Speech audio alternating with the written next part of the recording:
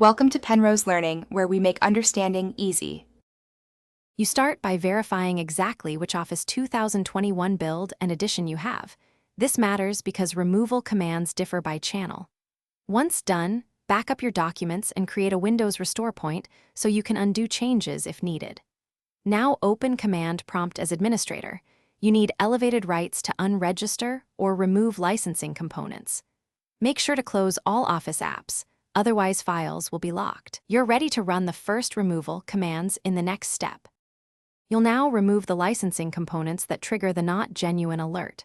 First, locate OSP.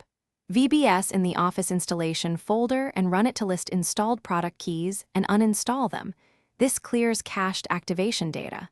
Then check for KMS clients and stop related services. Use SC delete cautiously and SLMGR for Windows activation remnants. Before touching the registry, export the relevant Office licensing keys so you can restore them. Once these steps complete, the notification service should stop regenerating entries. You finish by repairing Office and reactivating correctly. Reboot first to clear caches, then run settings apps Microsoft Office modify to perform an online repair. This replaces missing files and resets activation hooks. After repair, run Windows Update and enter a legitimate product key to activate. If the notification reappears or you see activation errors, revert the registry export or use the restore point you made earlier. This is the single best troubleshooting step to undo.